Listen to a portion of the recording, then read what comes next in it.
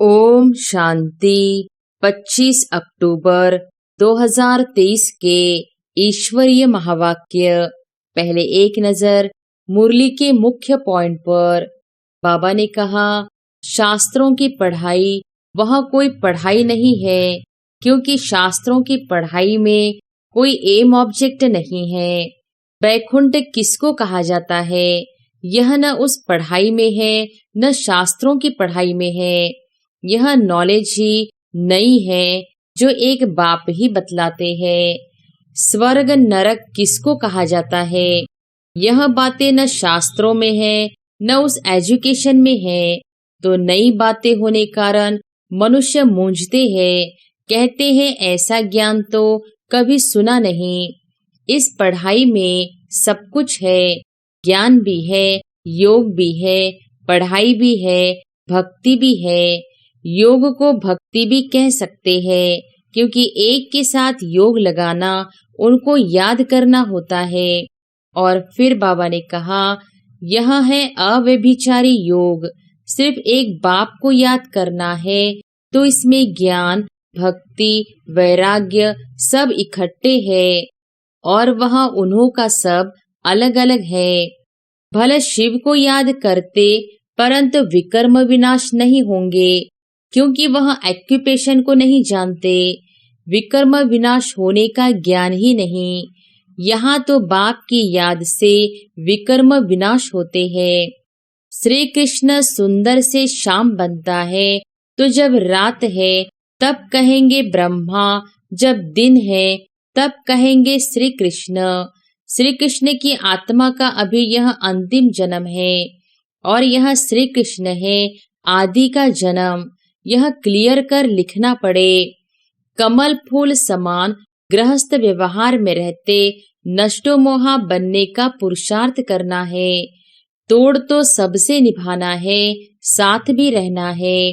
और फिर लास्ट में बाबा ने कहा, रंग से राव गाया हुआ है। बच्चे जानते हैं, हम जो सूर्यवंशी थे अभी शूद्रवंशी बने हैं। यह भी समझाना पड़ता है, नरक और स्वर्ग अलग है। किनकी तकदीर में कुछ नहीं है, किनकी तकदीर में सब कुछ है। तकदीर पुरुषार्थ कराती है, तकदीर नहीं है तो पुरुषार्थ क्या करेंगे। योग और ज्ञान में कमाई है। ज्ञान और योग बिगर हेल्दी वेल्दी बन नहीं सकते। तुम बिना कोई तकलीफ के ऐसी जगह जाने का पुरुषार्थ करते हो जहां और कोई जा न सके। एकदम ऊंचते ऊंच परमधाम में जाते हो। और अब सुनते हैं महावाक्यों को विस्तार से। मुरली का सार। मीठे बच्चे, तुम बेहद के बाप को याद करो। इसमें ही ज्ञान, भक्ति और वैराग्य तीनों समाया हुआ है। यह है नई पढ़ाई। प्रश्न है, संगम पर ज्ञान और योग के साथ साथ भक्ति भी चलती है, कैसे? उत्तर है, वास्तव में योग को भक्ति भी कह सकते हैं, क्योंकि तुम बच्चे अव्यभिचारी याद में रहते हो। तुम्हारी यह याद ज्ञान सहित है, इसलिए इसे योग कहा गया है। द्वापर से सिर्फ भक्ति होती, ज्ञान नहीं होता, इसलिए उस भक्ति को योग नहीं कहा जाता। उसमें कोई एम ऑब्जेक्ट नहीं है। अभी तुम्हें ज्ञान भी मिलता, योग भी करते, फिर तुम्हारा बेहद की सृष्टि से वैराग्य भी है। गीत है, किसी ने मुझको बना के अपना मुस्कुराना सिखा दिया। ओम शांति। बेहद का बाप समझाते हैं, शास्त्रों की पढ़ाई वह कोई पढ़ाई नहीं है, क्योंकि शास्त्रों की पढ़ाई में कोई एम ऑब्जेक्ट नहीं है। शास्त्रों से कोई दुनिया का पता नहीं पड़ता है। अमेरिका कहाँ है, किसने ढूंढी, यह बातें शास्त्रों में नहीं है। कहते हैं फलाने ने ढूंढी, दूसरे इलाके ढूंढते हैं अपने रहने लिए। देखा, मनुष्य बहुत हो गए हैं, रहने लिए जमीन तो चाहिए ना। अब यह सब बातें पढ़ाई की है, इसको एजुकेशन कहा जाता है।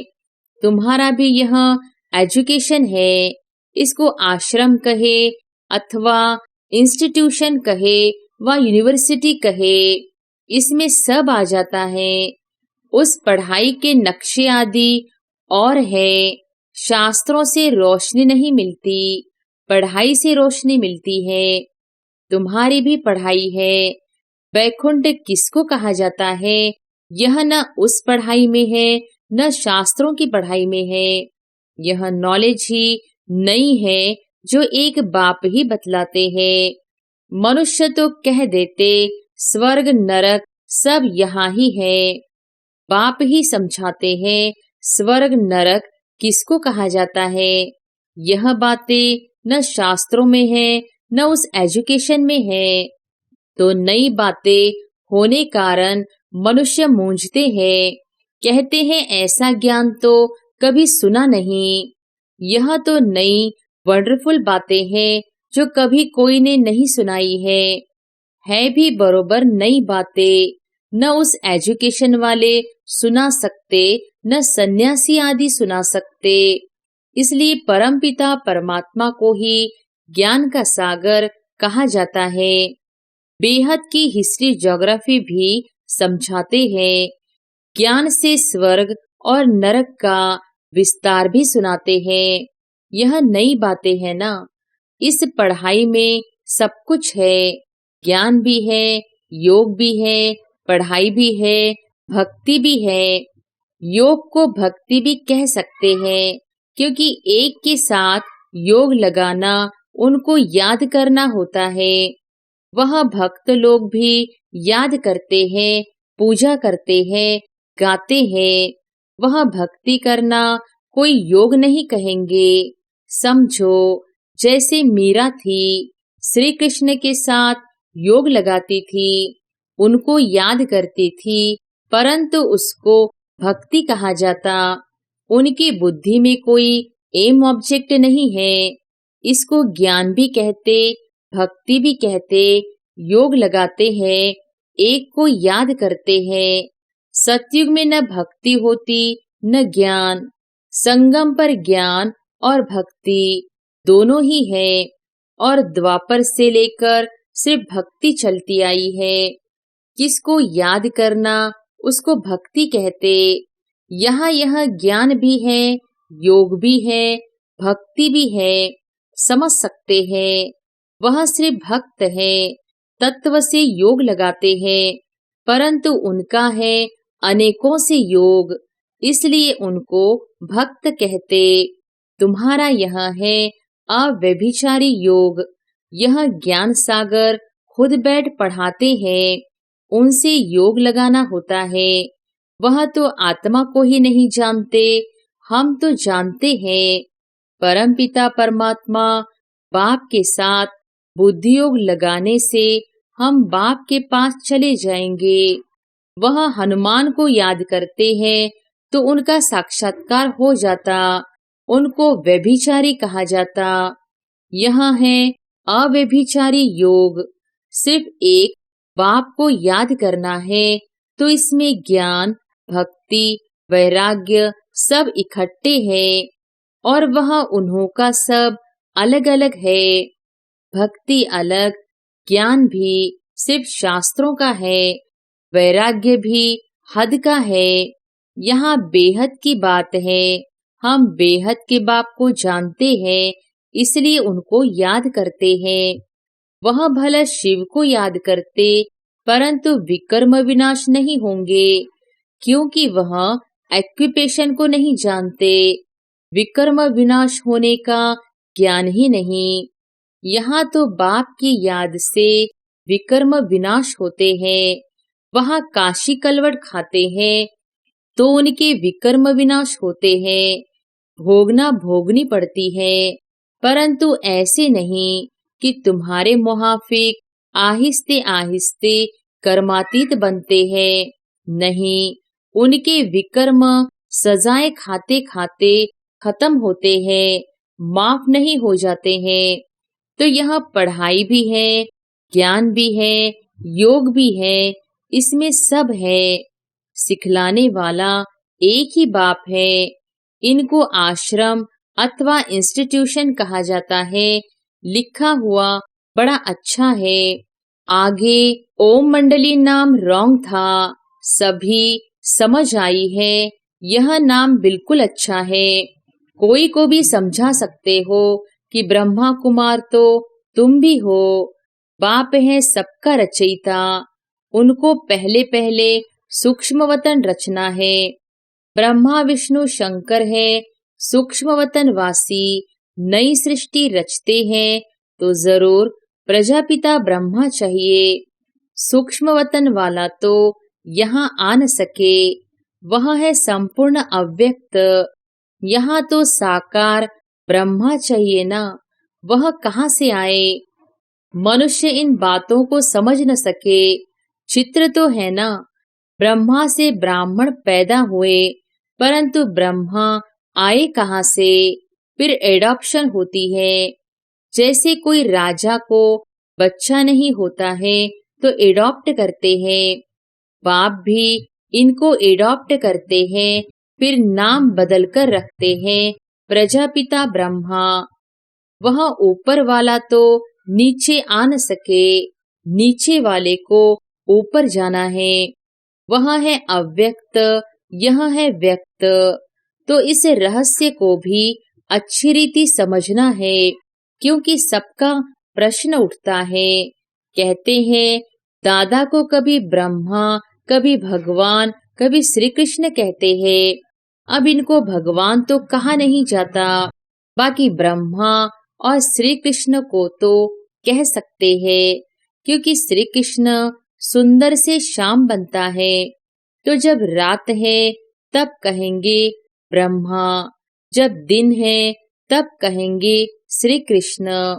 श्री कृष्ण की आत्मा का अभी यह अंतिम जन्म है और यह श्री कृष्ण है आदि का जन्म। यह क्लियर कर लिखना पड़े। 84 जन्म राधे कृष्ण के व लक्ष्मी नारायण के बताने पड़े।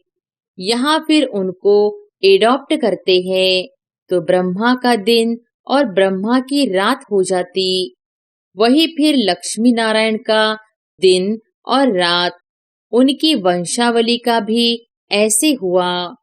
तुम अब ब्राह्मण कुल के हो, फिर देवता कुल के बनेंगे, तो ब्रह्मा कुमार कुमारियों का भी दिन और रात हुआ ना। यह बड़ी समझने की बातें हैं। चित्रों में भी क्लियर है। नीचे तपस्या कर रहे हैं, अंतिम जन्म है।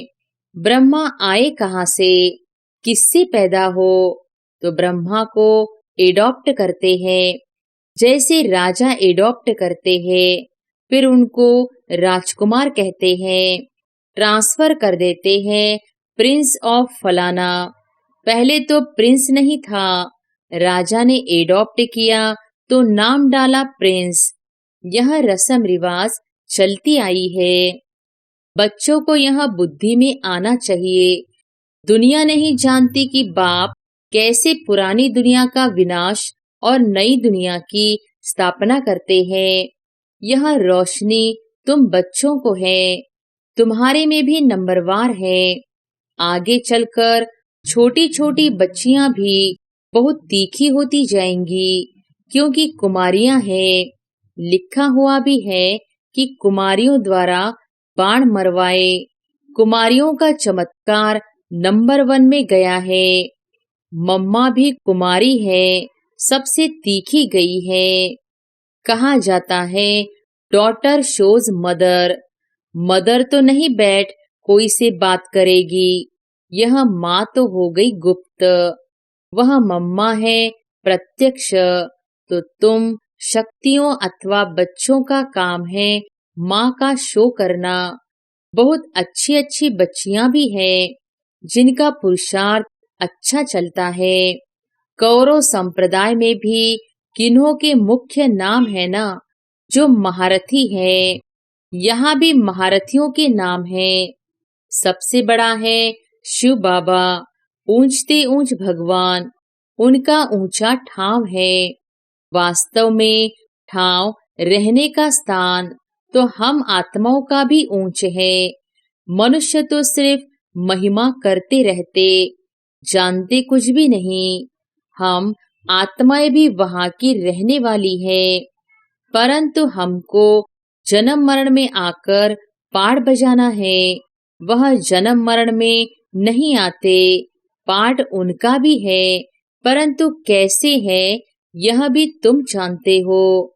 अभी तुम बच्चे समझते हो यह शिव बाबा का रथ है, अश्व अथवा घोड़ा भी है, बाकी वह घोड़ा गाड़ी नहीं है। यह भी जो भूले हुए हैं, यह ड्रामा में नूंद है।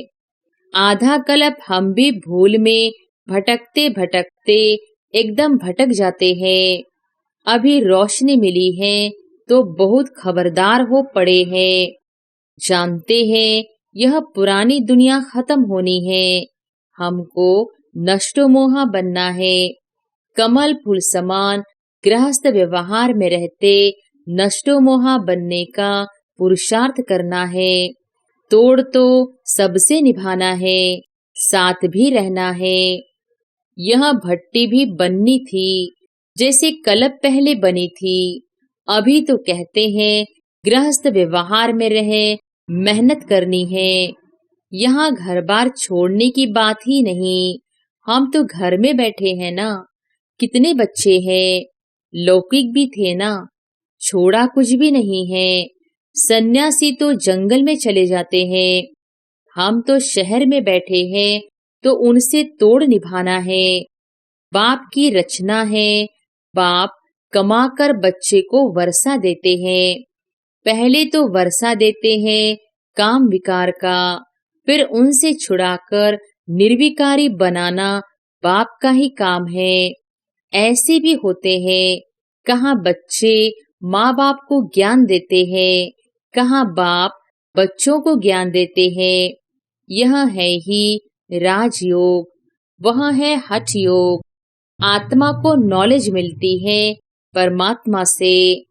मैं ब्रह्मा राजाओं का राजा था, अब रंक बना हूँ, रंक से राव गाया हुआ है।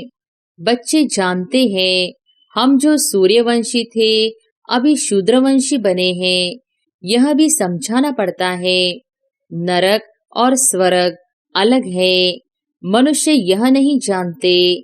तुम्हारे में भी कितने बच्चे कुछ नहीं जानते, क्योंकि तकदीर में नहीं है तो पुरुषार्थ क्या करेंगे। किनकी तकदीर में कुछ नहीं है, किनकी तकदीर में सब कुछ है। तकदीर पुरुषार्थ कराती है, तकदीर नहीं है तो पुरुषार्थ क्या करेंगे। एक ही स्कूल है, चलता रहता है। कोई बच्चे आधा में गिर पड़ते, कोई चलते चलते मर पड़ते। जन्म लेना और मरना बहुत होता है। यह नॉलेज कितनी वंडरफुल है। नॉलेज तो बहुत सहज है, बाकी कर्मातीत अवस्था को पाना इसमें ही सारी मेहनत है। जब विकर्म विनाश हो तब तो उड़ सके। ध्यान से ज्ञान श्रेष्ठ है। ध्यान में माया के विघ्न बहुत पड़ते हैं, इसलिए ध्यान से ज्ञान अच्छा है। ऐसे नहीं कि योग से ज्ञान अच्छा। ध्यान के लिए कहा जाता है, ध्यान में जाने वाले आज है नहीं। योग में तो कमाई होती है, विकर्म विनाश होते हैं। ध्यान में कोई कमाई नहीं है, योग और ज्ञान में कमाई है। ज्ञान और योग बिगर हेल्दी वेल्दी बन नहीं सकते। फिर यहाँ घूमने फिरने की एक आदत पड़ जाती है, यह भी ठीक नहीं। ध्यान नुकसान बहुत करता है। ज्ञान भी है सेकंड का, योग कोई सेकंड का नहीं है। जहाँ जीना है वहाँ योग लगाते रहना है। ज्ञान तो सहज है, बाकी एवर हेल्दी निरोगी बनना इसमें मेहनत है। सवेरे उठकर याद में बैठने में भी विघ्न बहुत पड़ते हैं। पॉइंट्स निकालते हैं तो भी बुद्धि कहाँ की कहाँ चली जाती है।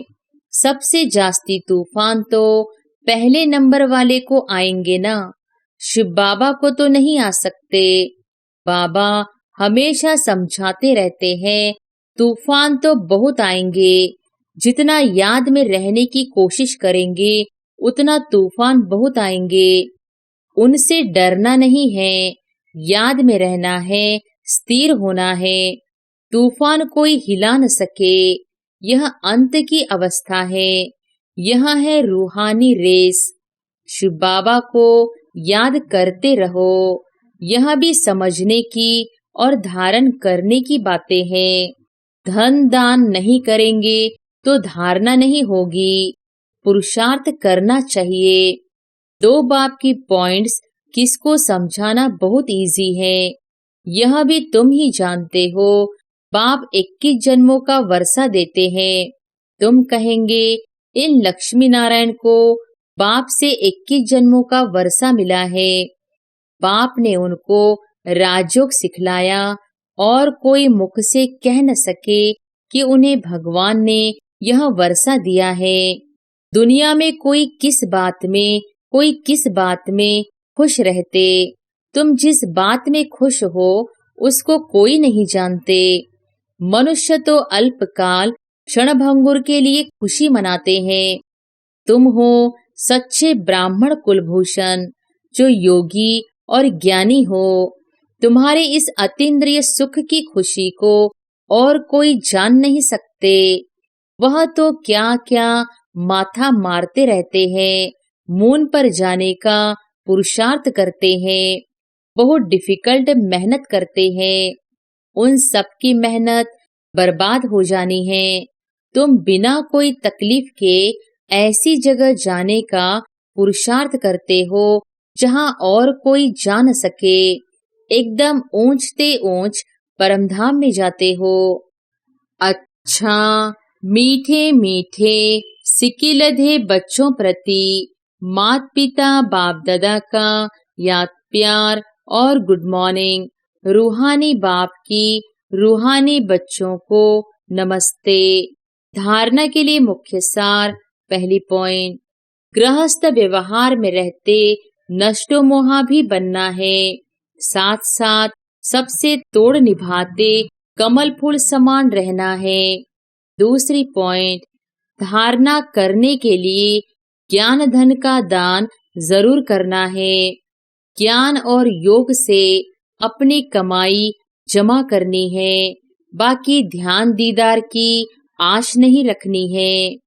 वरदान है, संतुष्टता के सर्टिफिकेट द्वारा भविष्य राज्य भाग्य का तखत प्राप्त करने वाले संतुष्ट मूर्ति भव। संतुष्टता के सर्टिफिकेट द्वारा भविष्य राज्य भाग्य का तख्त प्राप्त करने वाले संतुष्ट मूर्ति भव। संतुष्ट रहना है और सर्व को संतुष्ट करना है। यह स्लोगन सदा आपके मस्तक रूपी बोर्ड पर लिखा हुआ हो, क्योंकि इसी सर्टिफिकेट वाले भविष्य में राज्य भाग्य का सर्टिफिकेट लेंगे। तो रोज अमृत वेले इस स्लोगन को स्मृति में लाओ। जैसे बोर्ड पर स्लोगन लिखते हो, ऐसे सदा अपने मस्तक के बोर्ड पर यह स्लोगन दौड़ाओ, तो सभी संतुष्ट मूर्तियां हो जाएंगे। जो संतुष्ट है वह सदा प्रसन्न है। स्लोगन है, आपस में स्नेह और संतुष्टता संपन्न व्यवहार करने वाले ही सफलता मूर्त बनते हैं। आपस में स्नेह और संतुष्टता संपन्न व्यवहार करने वाले ही सफलता मूर्त बनते हैं। अच्छा, ओम शांति।